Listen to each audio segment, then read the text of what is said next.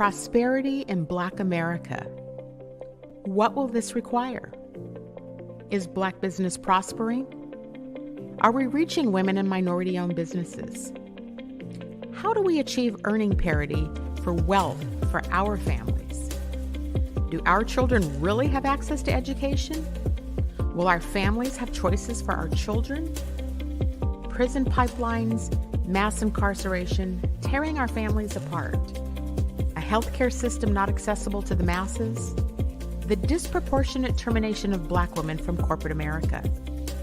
When will we actually begin to address what's really at play? How do Black people gain more power to help make these changes? This requires a lot of political will and courage. I'm that provocateur of change. I am Cindi Bright. Welcome to Heartbeat. Good evening, everyone. Welcome to Heartbeat. I am your host, Cindi Bright. I am so excited about our show tonight because I'm going to have queen status on the show this evening. So you hear every week you join and we talk about a myriad of things, issues that are impacting Black America. Tonight, we're going to be able to get to the heart of the matter of what's happening here in Washington State, in the Washington State legislature. And so for those who don't really follow politics or who are learning about it and following the show here, we're in the middle of legislative session right now. I believe this is a longer session than I think the odd years are X amount of weeks and the even years are X amount. But we are so fortunate because for us as Black community, for us as Black people, to see progress happen, we need a queen in every facet of this ecosystem in our society. We have a queen that is joining us this evening who is she is the CEO of FMS Global Strategies. She's the chief lobbyist. Her name is Paula Sardinas. She's on with us this evening to talk to us about what she is seeing and some landmark things that are happening here in Washington State. So I want to bring in Paula with us first, and I'm also going to welcome in our commentators with us this evening. We have Joy Stanford here with us. She's going to join us this whole show with us. Stephanie Coverson is here with us as well. And so we're going to have a conversation about what is happening in Washington State. Many of you know Joy and I both ran for office too, so that's our chops in politics. That's why we focus a lot of this on politics. But we're excited to have all of these queens with us this evening to talk about all of these issues and things that are happening in Black America. So welcome back to Heartbeat, Paula Sardinas. Good evening, Joy and Stephanie. Thank you for joining me this evening to have this dialogue with our Queen Paula. Hey, Paula. Oh my God, it is so amazing to be here with you all tonight on the first day of Women's History Month. And Cindi, we are going to make history tonight because you're going to get a scoop. Something monumental is happening today. After 10 years in cannabis in Washington State, we fought very hard to get social equity. So today, 45 licenses will open up in Washington State, and Black Washingtonians, BIPOC Washingtonians, will have an opportunity to apply for those licenses. But Cindi, yesterday, Senate Bill 5080, led by Ali Garrett of the Washington State Liquor and Cannabis Board and sponsored by Senator Rebecca Saldana of the 34th Legislative District, cleared the Washington Senate. That bill will make the 45 licenses available today portable. It will make 52 more retail licenses available, and it will offer 100 producer licenses available to the BIPOC community. It will extend social equity until 2032, replacing the 3 years that we lost because of the task force work. And it'll also continue to provide technical assistance, making Washington's social equity program one of the best in the nation. It's been held by people throughout the country. This bill passed last night around 6:30 p.m. and is now headed to the House. So we are breaking that on your show today. Happy Women's Day. And I'm emotional. I have my tissue here. A lot of tears. It was a product of the Social Equity Task Force that I used to co-chair. There was a bill last year that didn't make it out of the rules. And so this is going to be life-changing for Black men and women, BIPOC men and women, who for 10 years felt unseen and unheard. And when that bill passed on the last day of Black History Month, and I knew I was going to be on your show. I was like, this is monumental. So hello, Women's History Month. Women's History Month in making history. Wow. Yes, I love That's it. amazing. Amazing. I mean, Bill 5080 still got to get through the House, but yes, we are Yeah. making history, on pace to be like New York and Illinois and California and Massachusetts with a social equity program that will make a difference and create generational wealth for those families who have borne the brunt of the war on drugs, and now they'll have a part of this billion-dollar industry. unbelievable, right? Like, talk about making progress. And you Talk have the about, first interview, not Cairo, not King 5, Cindi Bright. we're on Heartbeat this evening. We were on Converge Media this evening, breaking this live Breaking about this is so huge. I mean, this is why Black media matters. This is why That's we right. talk about these issues every week, because this is us. Our communities have been impacted by it.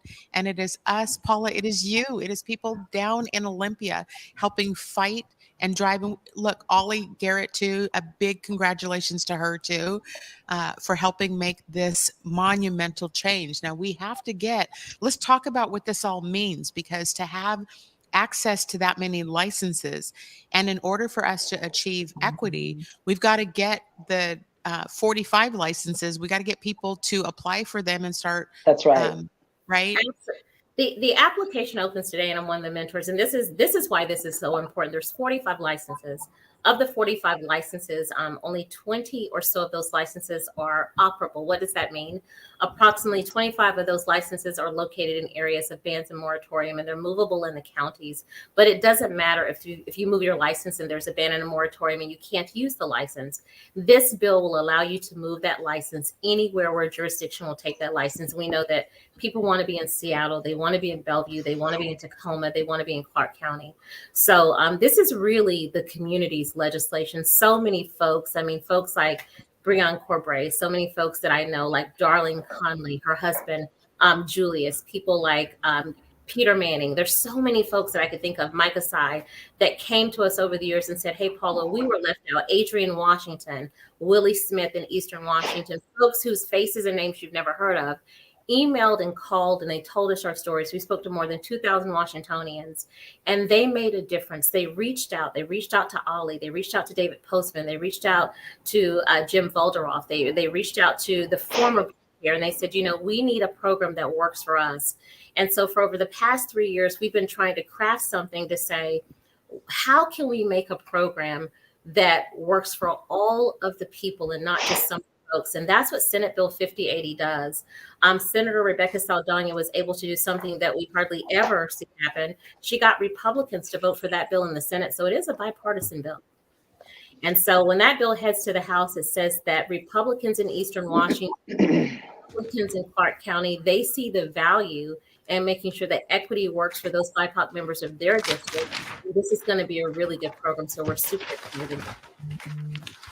Well, it's a significant economic engine, right? And so, the Republican Party would be a fool to not support it because anyhow, I'm not. We have, let me be clear, we have 15 Republicans to vote no, and that's substantial, but I don't want to discount people like Senator Curtis King, Senator Ann Rivers. Oh, wow. There were 19 Republicans in the Senate, and we had 15 to vote no. These are tough votes. But when they stood up and they said, this is, we have large bastions of Latinos in our community. We have, veterans in our community. We have women. We have people that this matters to. And they said the bill is not perfect, but we're willing to stand and take this vote. That matters because that's going to help us when we get to the House. Again, it is hard. And Joy, I don't have to tell you, we do environmental justice policy together. It is really difficult to get Republican votes in that body in Olympia. And so this is a monumental win for us. We still got to clear this bill in the House. But if this passes, you will have a better social equity program today than what you had in the previous years. And it'll be a program that I think is going to work better for Washingtonians and hundreds more opportunities for generational wealth than what we have today. So Cindi, this is monumental. I could not be more proud. Awesome. I'd like to see this flow, though, over to other issues. Not just the cannabis, but I'd like to see that social equity flow throughout the bills that come before our Senate and our House, and have that component of social equity. Well, it's a beautiful segue because we have been meeting with our dear friend Majority Leader Andy Billick, and what we've been talking about is every piece of policy has to be seen through the lens of equity, period. Yes. Thank you. Yes. Not equality. That's what we need. Yes. Equity. Equity is when you look at the structural and systemic barriers that racism creates. It is woven into the fabric of every constitution in the United States like a thread.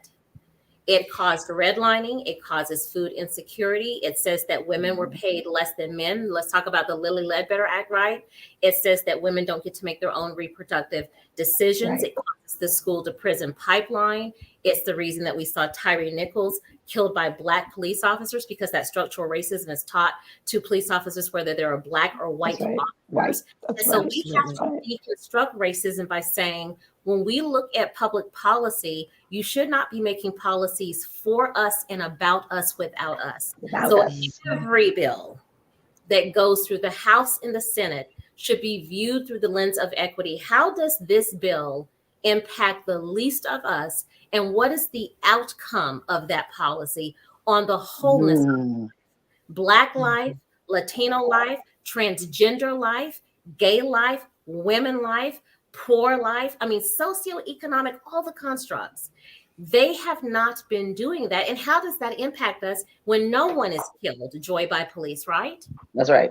That's right. Absolutely. How are Absolutely. we looking at that? And that's what we do.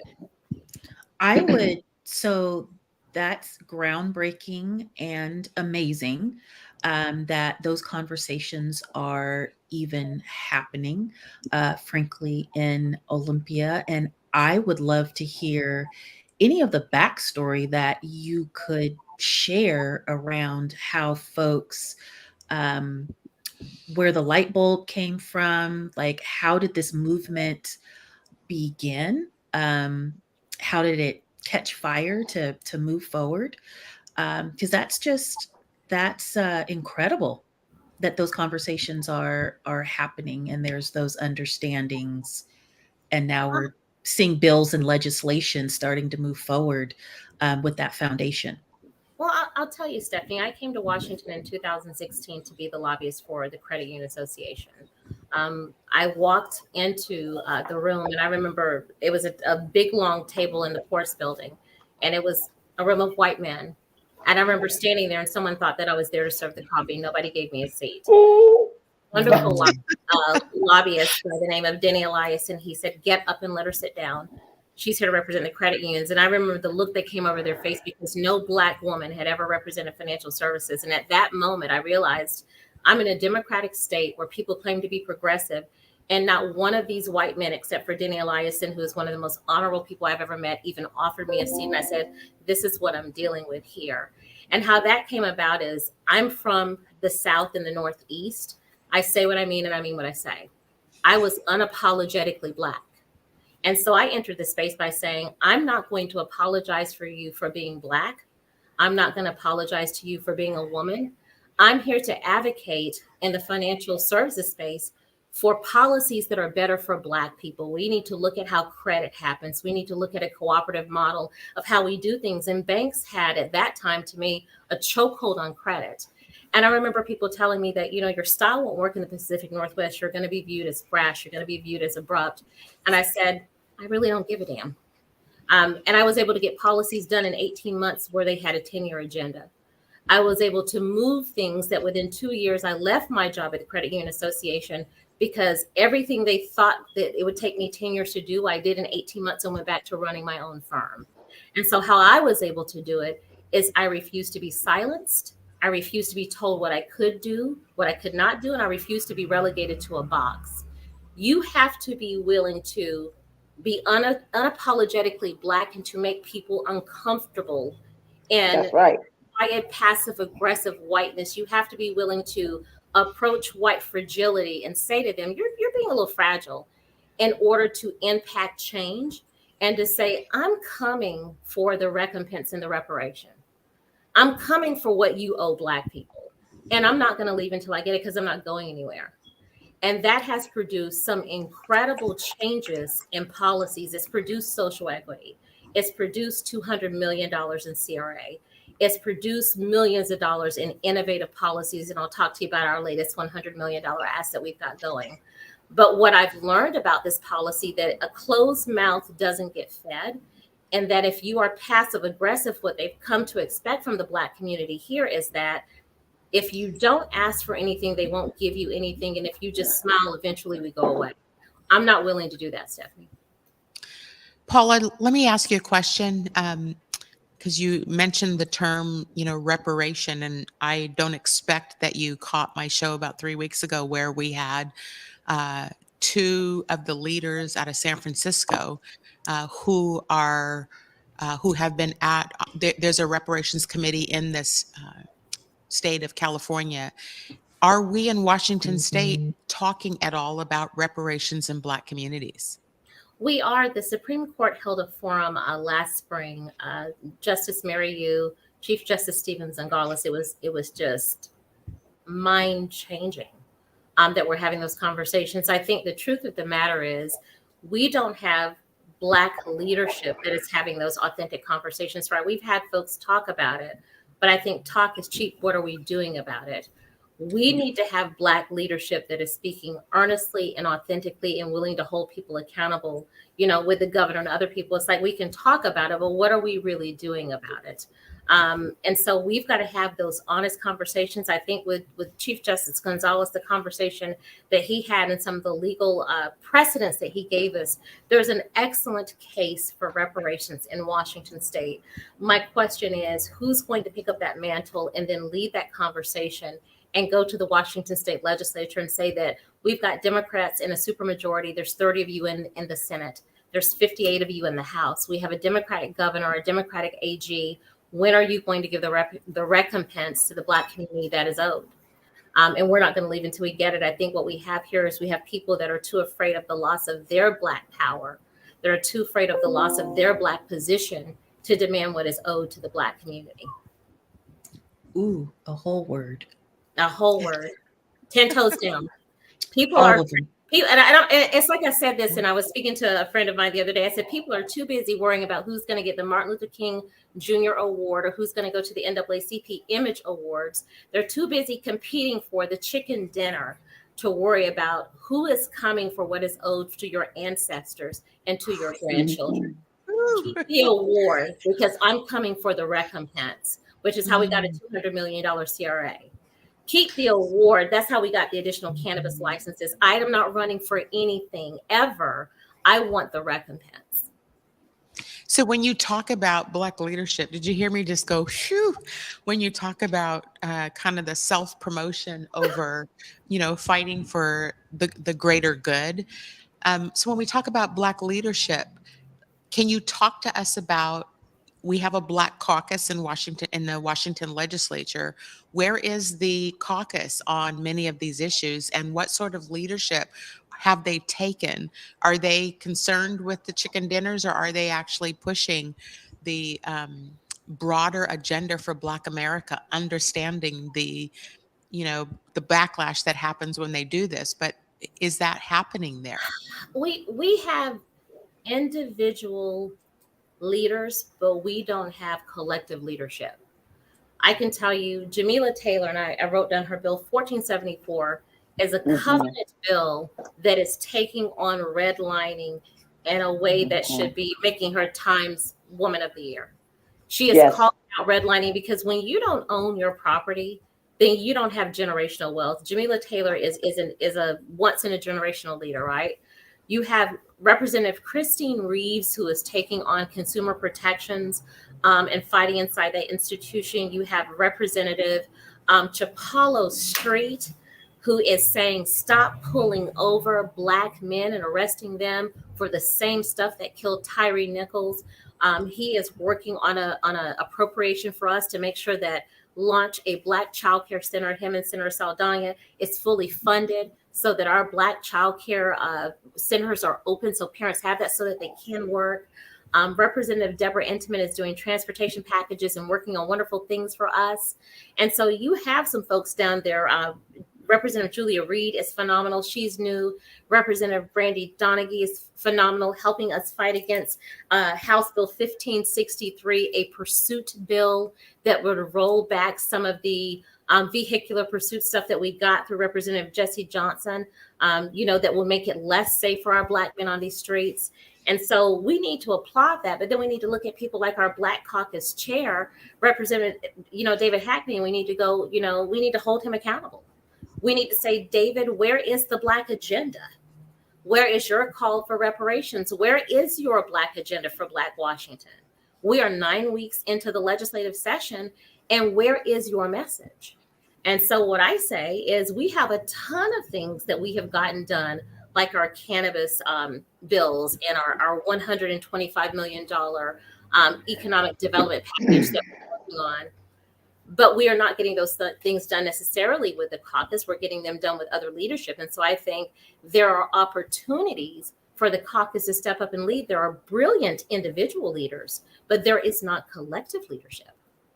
Why is that? And when you reference Representative David Hackney, he's out of the 11th district. He is the chair of the Black Caucus. He's been on with us a few times. He came on recently. Has he coalesced our Black elected officials? There's rumors, there's people talk about there's a divisiveness in our Black community and our Black electives. Where are we with moving them collectively? Is it necessary? Is it too fractured? Is that why they're each individually moving? Like, can you help us to understand? Look, we're all out here trying to help get Black people elected. And so the women in this show tonight are all active in politics, trying to help progress and get people into office. So what's the state of that, Paula? I will quote John Boehner. John Boehner said, if you're a guy that nobody's following, you're not a leader, you're just a guy out taking a walk.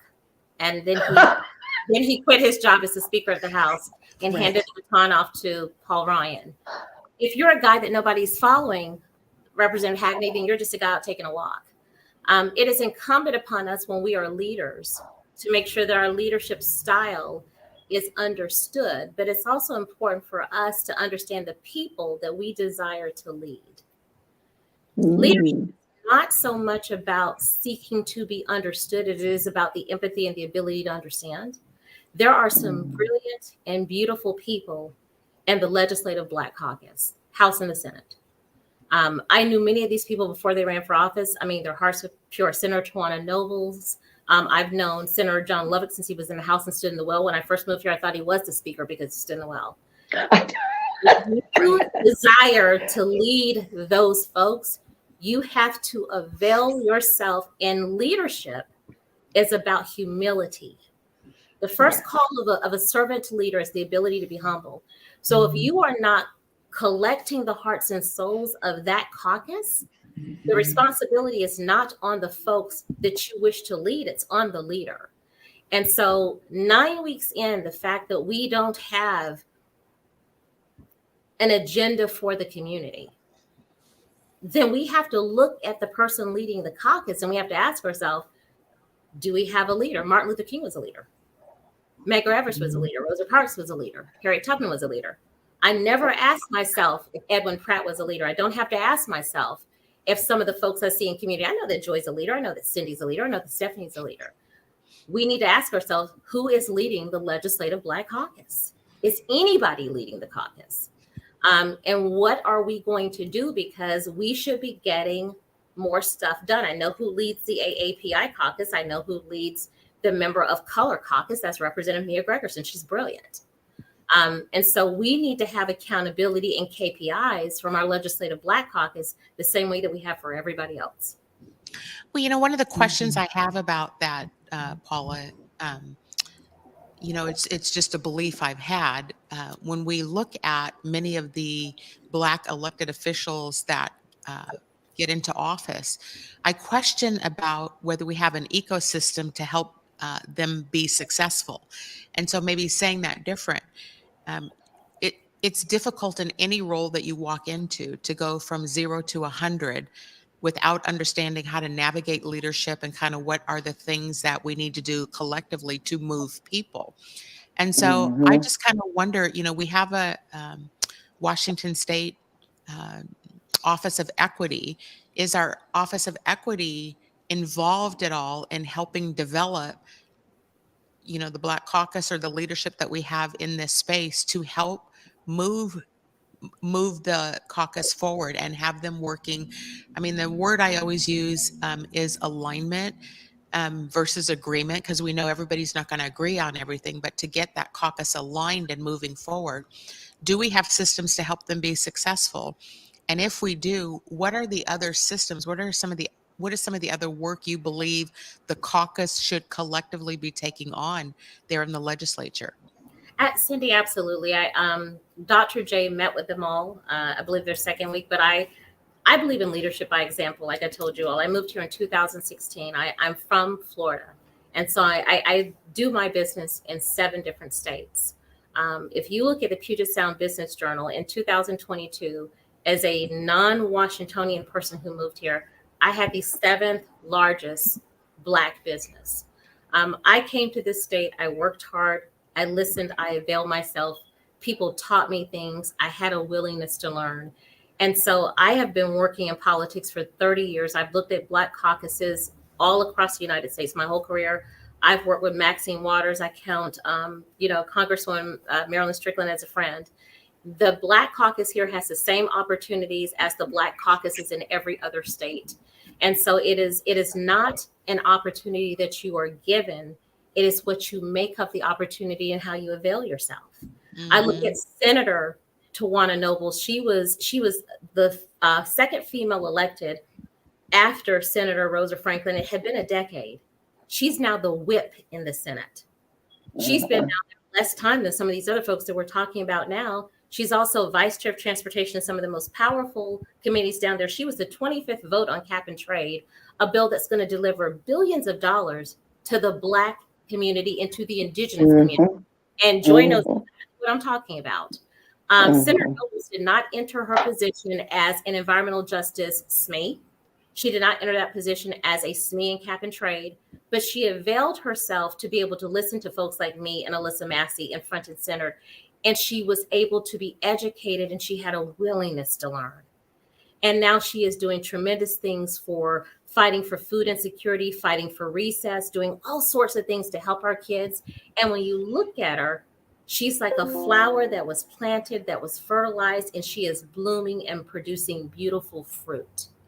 And so the same way that we look at Black women and we expect these great things, we need to have that same level of expectation from our Black men in leadership. And so I look at the Black women who are elected and how they have availed themselves of the opportunity.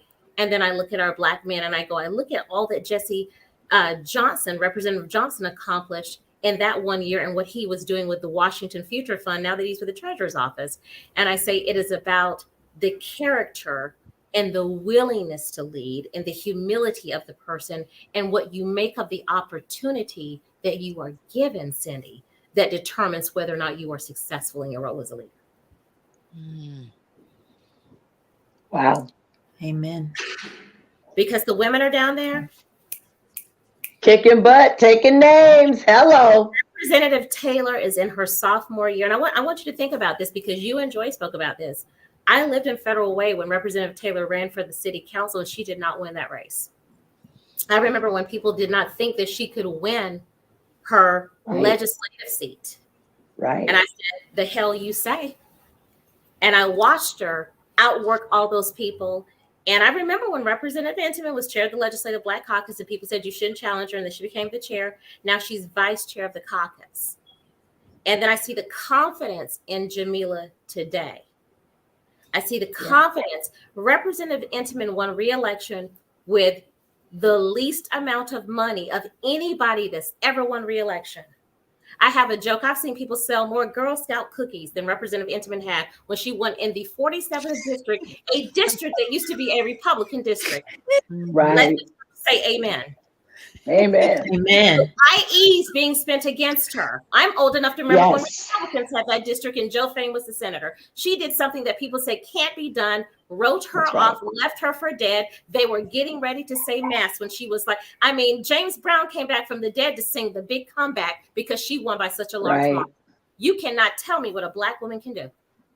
That's right. Ooh, Paula, I don't have a Just bottle taking sitting us next to to me the way church. you do. I know it's good. I don't have that bottle sitting next to me. I do want to take a quick commercial break and pick back up. So come back with us in 2 minutes here. We'll be right back.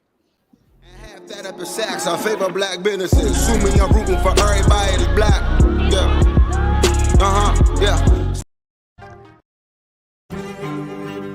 What's up, everybody? Trey Holiday here, and I'm so excited that Converge Media is doing a Black History Month takeover at the iconic Sankofa Theater. That's right, we're going to be looking back to look forward in this amazing space as we curate our own segments of Black history with our friends there at Sankofa Theater. Shout out to our partners, Friends of Waterfront Seattle, the Elite Collective, and the Vita Agency for joining us on this amazing journey. Of course, the whole Converge family is going to be in the building February 20th through the 24th. Y'all do not want to miss these segments. Join us and can't wait to see you there.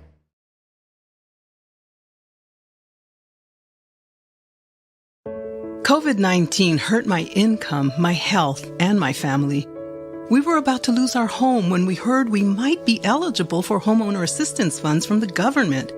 We called 1-877-894-HOME. And a housing counselor stepped in, talked to our lender, and saved our home. Federal funding details at washingtonhalf.org. That's washingtonhaf.org. This winter, Seattle Opera presents the world premiere of 1,000 Splendid Suns. Based on the best-selling novel by Khaled Hosseini, this new opera tells the breathtaking story of two Afghan women brought together under the brutal Taliban rule. There has never been a more important time for this story to be on stage. Make this world premiere part of your plans today. Don't miss 1,000 Splendid Suns, February 25th through March 11th at McCall Hall. Details at seattleopera.org. What's up, everybody? You know, me and Besa, my girl, we had to pull up to Market Street Shoes once again, y'all. And you know, we do this every season. We have to get the new shoes, the new boots, and this time I even got a coat. Yeah, no, you did walk in without a coat. I really I'm glad did. you found one. But their boots were on point. Yes, the boots, the bags. I even grabbed a flannel. Yeah, you did. You know, and I was able to get some hats and everything. I was really impressed. And you know, I was impressed because, of course, I got those white boots that you guys see me wearing everywhere these days. Yeah, no, I look at your white boots and I'm like, darn it, they only have one pair. Me and Besa wear the same size. Of course, every time we walk out with several bags in hand. Several bags and sometimes even a backpack, you guys. Make sure you check out Market Street Shoes. Yeah, please check them out. Where they go, Besa? Ooh, 2232 Northwest Market Street, Seattle, Washington.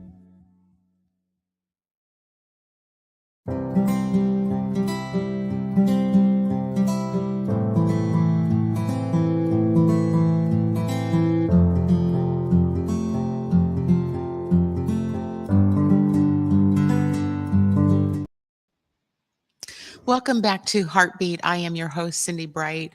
We're having a great conversation this evening. We have the CEO of FMS Global Strategies, Queen Paula Sardinas, is on with us. She's a chief lobbyist down in the Washington State Legislature, and we could not be more thrilled to have her firsthand knowledge of what she is both lobbying for and championing for our communities, and her influence that she's having on helping make some changes. She announced here on Converge Media on Heartbeat this evening a historical landmark change for social equity here in Washington State. So many fabulous things happening in our state. So I want to welcome her back in along with co-host Joy Stanford and Stephanie Coverson here this evening with her. This is so exciting to hear, Paula. We're so happy to have you down there and helping us to understand what's happening. I want to pick back up, and Joy and Stephanie, I'm welcome your questions or comments in this, but I want to pivot a little bit because I heard that there has been a change in the leadership of the Commerce Department. And I'm asking that question because when I want to talk a little bit about Black businesses and the Black business recovery work that's happening. And so is it true? Did Lisa Brown leave the Department of Commerce? Have we filled that position, or do we know who's going to fill it? And can you talk to us about the state of Black business here in Washington State? Oh my gosh, Lisa Brown has been an incredible friend and a leader. Friday's going to be her last day, and I can just say the Black community has had no better friend in Lisa than Commerce. Lisa has pushed billions of dollars in economic development, from everything from rental assistance and rental stabilization to money to the small business resiliency network to credit recovery pilots, technical assistance. I could go on for another show. So first of all, we wish Lisa plenty of success in the next journey. Kendrick Stewart, who is an African-American man who's been named interim director of commerce. So he will head commerce in the interim. Kendrick is a wonderful dear friend. If you don't know Kendrick, get to know him, call him. African-American man who embodies a lot of Lisa's values, believes in the BIPOC community, believes in Black small businesses, minority-owned businesses, and will continue that journey. Where are we in the process? The governor's office is listening to the minority community, and so they're looking to fill the position. I know that Chris Green, who is doing a lot of work at Commerce, is interested. I know that folks have been saying former Senator David Frost is interested. If you don't know who Senator Frost is, Senator Frost was one of our biggest champions in the Senate. I did a proviso with Senator Frost last year that got the money to help the Urban League to get their new building after 11 years. Senator Frost is an equity champion. He fought things like making sure credit scores were not practice discrimination in that. So David Frost is wonderful. There's some other names that are being floated, but if you know someone who is interested, Cindi, or other people, then you want to get those names over to the governor's office because the position is open. Where are we at with that? We are currently working on a package that's worth about $125 million that will continue to uplift minority and BIPOC small businesses, $100 million in the forms of grants and loans, $15 million to build critical infrastructure for those businesses that need to hand out those grants and loans, and another $10 million for credit and business resiliency. And Lisa was supporting that ask before she left. We are working with Senator Bob Hasagawa and Senator Noel Frame to put together that ask. It has made its way through Ways and Means. And so I can't say any more about that, but that is an ask. We have a $125 million BIPOC small business resiliency ask that's making its way through the legislature this cycle. Yesterday, I attended an event. It was a economic recovery update that was done by One Eastside and One Redmond, and so they were sharing a lot of statistics. It was really interesting information, but something that really caught my eye was about the percentage of Black women that have started businesses in the state of Washington. And there has been a 44% increase in Black women starting businesses. And so there was a conversation going on around that I did not participate in, but I was just listening to it, around how do we get more capital into, that 44% increase in businesses to help Black women to be able to prosper. And there was quite a conversation about the money is not reaching the micro businesses. So under 10 employees, the money's not getting to, I'll just say, us. And so with that kind of number, women leaving corporations, Black women starting businesses at a rapid pace, what's the plan, or have you heard them talk more about how we're going to get more capital to Black women businesses? Absolutely. So ERA, which is the Equitable Recovery and Reconciliation Alliance, is leading the ask for this $125 million ask. But also, Cindi, you know that Ollie's Tabor 100 has the Black Business Equity Fund, and they are trying to raise millions of dollars to make sure that they can give out these grants. $25,000, $50,000 to these small businesses. A micro business is somebody that has between 1 and 5 employees.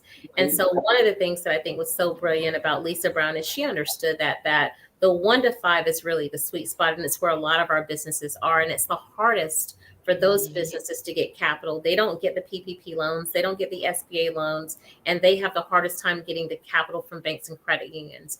And so last year we did House Bill 1015 with Republican Jacqueline Maycomber to fund that through CDFIs, right? So there should be some funding available through organizations like Craft 3 and some of these other organizations. So if you're not reaching out to Craft 3, reach out to these CDFIs, Horizon.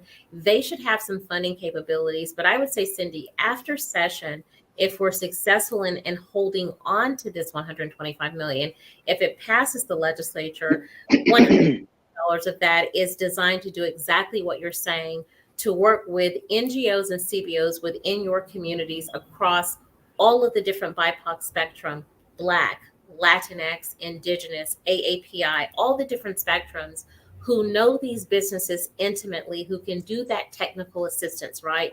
That can work with you and say, $25,000, $50,000, $100,000. That's life-changing to somebody that's a sole proprietor or has 1 to 5. And so these organizations, which are like White Center Development Center, Urban League, Burbar Place, El Centro de la Raza, these, Crescent Collaborative, they're all in ERA. They would be able, in Small Business Resiliency Network, that's another 30 organizations that'll have a pot of money. They're able to work with these organizations and to go in to look at your business, provide you with that technical assistance, look at your financials, look at your business plan, look at your marketing plan, and say, what is it your business is trying to do, and what is it you need? Do you need money to help with brick and mortar? Do you need money to make payroll? Do you need help with QuickBooks? Do you need money with insurance? Do you need money to hire another FTE? Do you need money to just make payroll? Is it $25,000? Is it $50,000? And what is this money going to do for the longevity of your business? And then they're able to give you that grant or help you get that loan. That's something, Cindi, that we're working on this legislative cycle. And I hope I'll let Stephanie, was somebody saying something? Go ahead. I was going to ask a question because I saw Black female businesses struggling because they couldn't get that PPE. A lot of, 2 in particular that I know of, started their business as COVID hit, which we all know what happens then. My question is, where is the education for these small businesses, 1 to 5 employees, or just them and their families trying to run these businesses? Where is the education on how to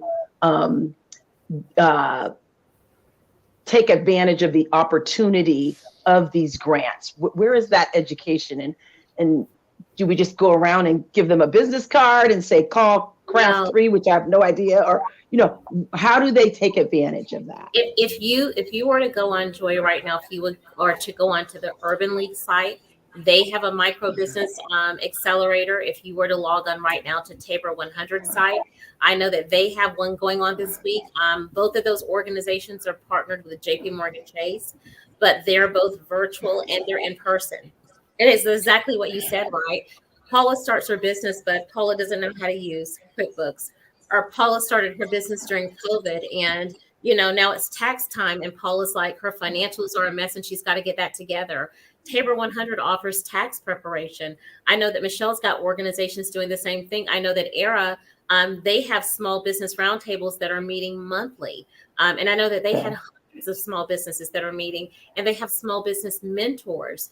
And so in ERA is ERRA.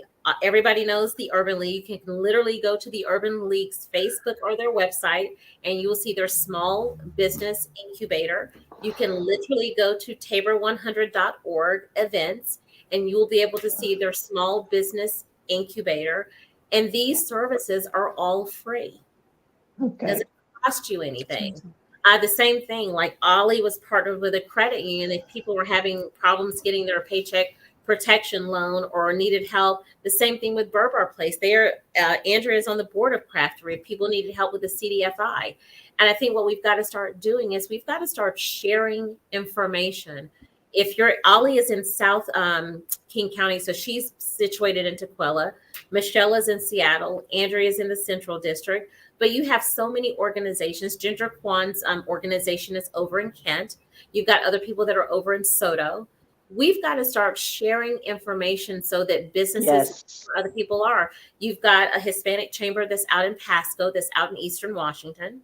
We've got the African Chamber of Commerce. We've got so many resources. You've got Wyking's organization in Africatown. There are people that love that organization and likes what Wyking does. And I say that because there's something for everybody. Being Black or being BIPOC is not monolithic. And so if there's an organization that fits your style or fits your need, if you don't want to go to Tabor, but you want to go to the Urban League, if you don't want to go to the Urban League, but you want to go to one of the ERA organizations, if you don't want to go to the ERA organizations, but you want to go to the Small Business Resiliency Network, and there's 30 micro organizations within SBRN, but you don't know who they are, then get in contact with Cindi. Cindi will get in contact with me. I'll give you all of the SBRN folks and email them. They are every race, every ethnicity. Find a technical assistance provider in that network that can work with you. What we should be doing is not hoarding information. We should be sharing that. And that's what Cindi's platform's for. Mm-hmm. Can I just jump in here? Because this point, I don't think can be emphasized enough. And so I will say in my experience, particularly when the PPP loans became available, you couldn't get in to go through the portal at various banks. You couldn't get in. And so there were, I'll say between 8 and 10 folks that I know of that had the connections to make a call to somebody that had, power and influence in a bank or a credit union to get their application moved forward.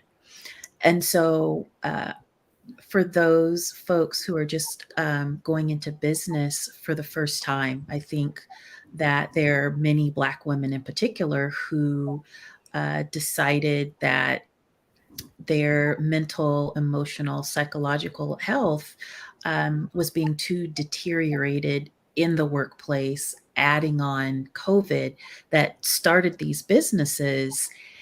And you think of sort of the ABCs of business, so how is it going to be structured, getting a business license, opening up your bank account, like all of these different things, but much of which that is not told is the networking, being open to receiving information, how to ask for that information. And not that there's a correct way to ask, but I think sometimes we become so worried about what will people say or think, or will they think I don't know what I'm doing? Right. And so we don't ask the question. And these contacts, these networks are so critical to have because of getting access to these resources that we might not know about, or speaking our names in rooms of opportunity. Stephanie, that is such a good point. I used to do this when I was the vice president of Hapo Credit Union. I would hold a community mixer and we would get 500 people, and maybe we need to start doing that here. I would invite different chambers. I would invite all the banks, just different people in the area, right? And I would invite all of the micro businesses. And I said, whatever it is you need, we're going to have this mixer at our auditorium at Hapo. And you just come out and you just meet people, right? And so whether you were looking for a job or if you needed a realtor, whatever it was, and the first one we had 500 people.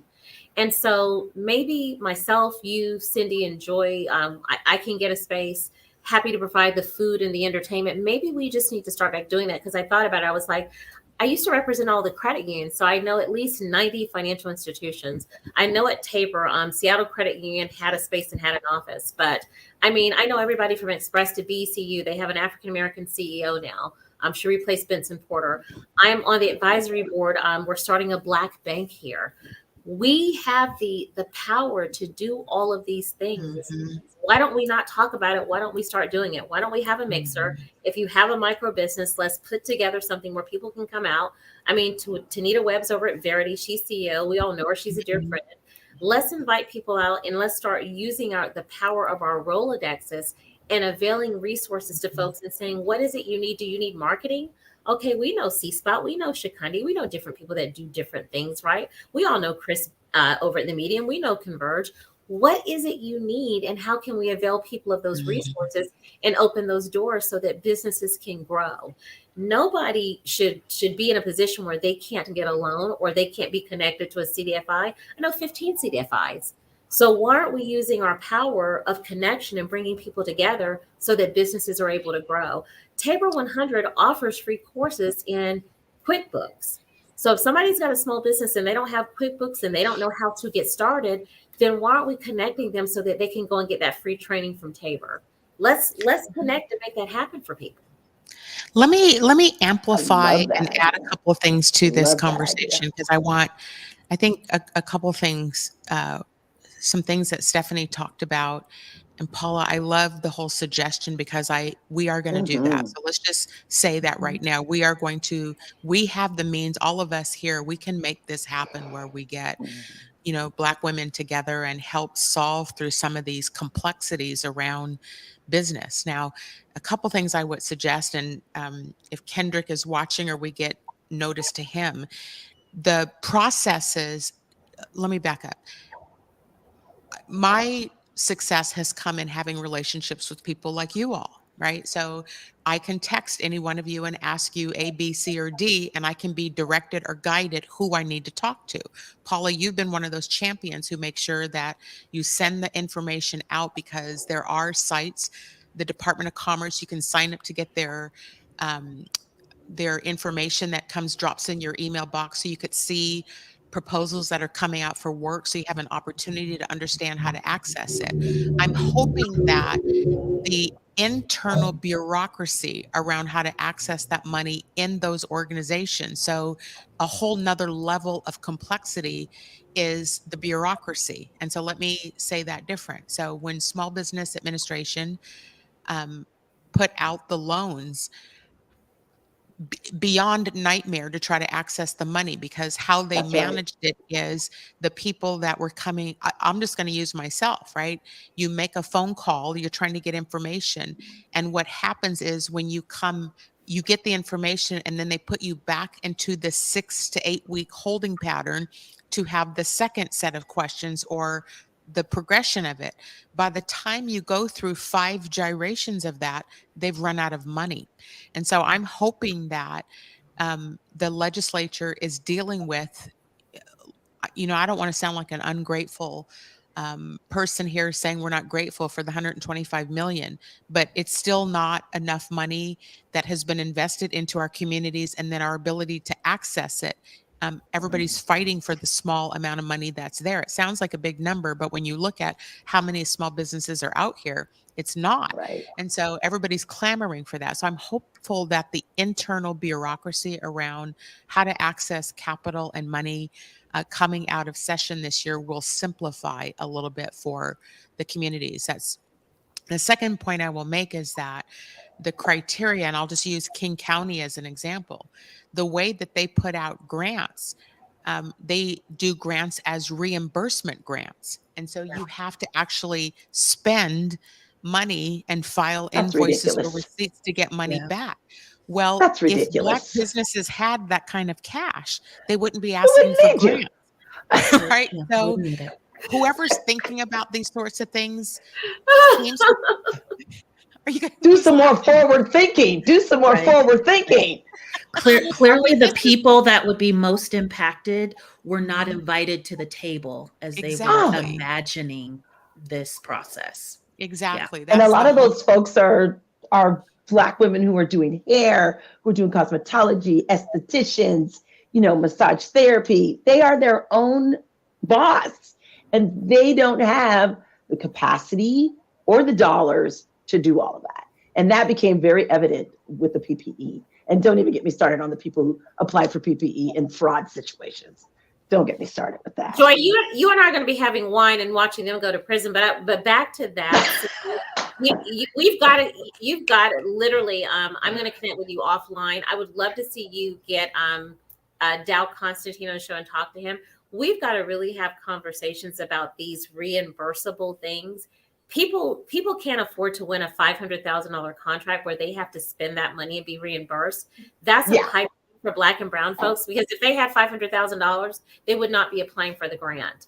That doesn't work. The poor woman who was on the receiving end of my phone call when I said, "You've got to be kidding." I'm like, who thinks of this stuff? And why is there such little trust in us? Right? Why is there such little trust? All you have to do is look at our business. Look how many years in business we've been. Like, clearly, if we have survived 5 and 7 years, we have a little bit of common sense about how to navigate. It just doesn't feel like there's any level. So, my whole corporate days and watching how that's tough. But a lot, Cindi, but they're not the only one. There's a lot of agencies that do reimbursable grants. And so we've got to start going to those heads and saying, for BIPOC businesses, that doesn't work. I want to add another layer to this. I was reading a report around how grants are awarded to nonprofits.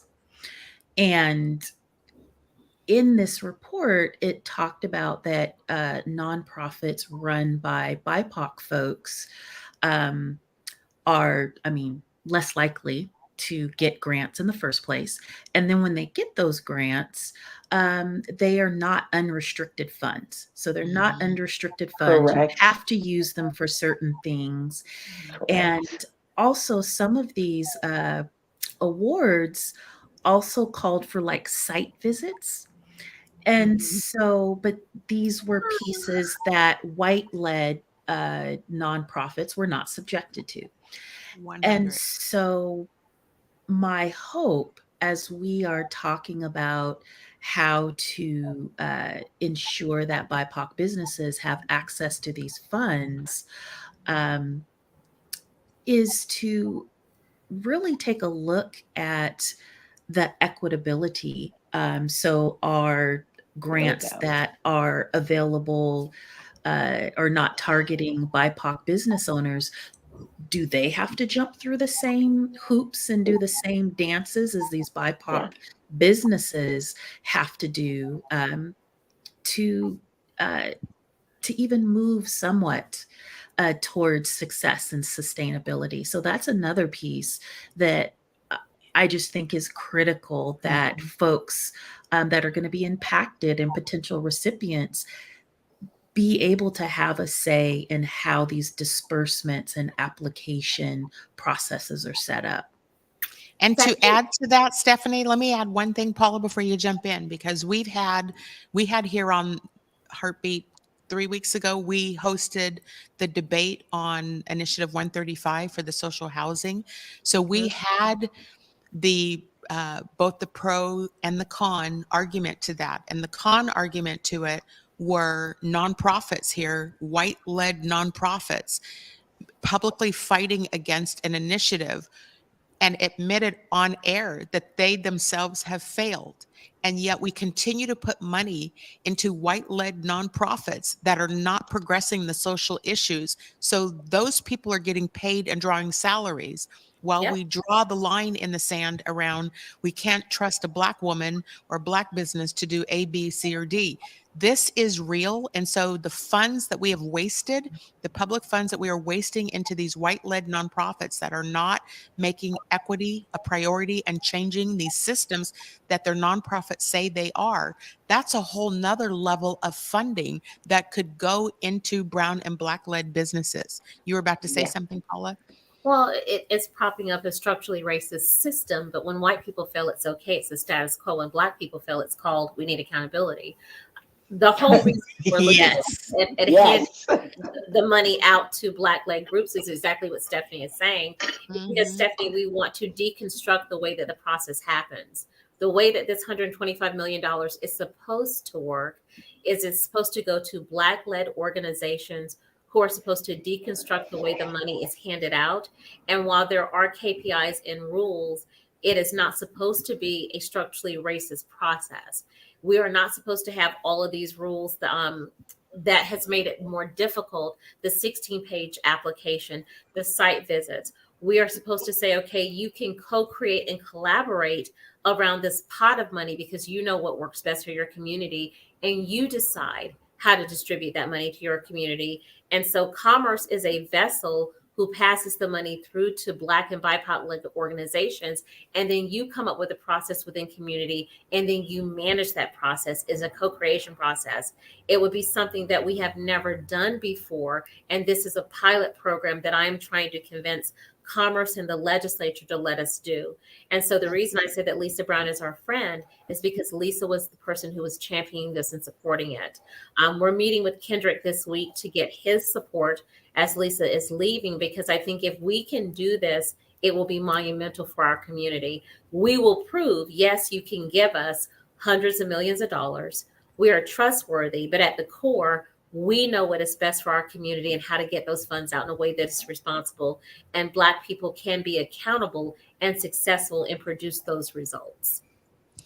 Put 4 Black women on a call like this or on a show like this, and we could talk forever. Literally, the time just flew by.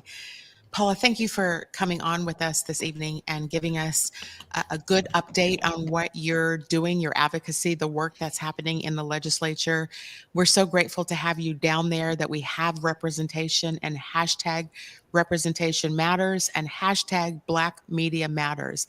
Joy and Stephanie, thank you for joining me also this evening on this conversation. Next week, we have Senator John Lubbock, who is going to come on and talk with us about the chokehold police accountability work that he is working on. And so as we continue to talk about prosperity in Black America, we continue to go after these issues with our elected officials and people that we put in positions of power that are supposed to help make changes for us. And so we're on that. So thank you all for joining us this evening. We look forward to seeing you next week. Have a good evening, everybody. Half that up in sacks, I favor Black businesses. Assuming I'm rooting for everybody that's Black. Yeah. Yeah.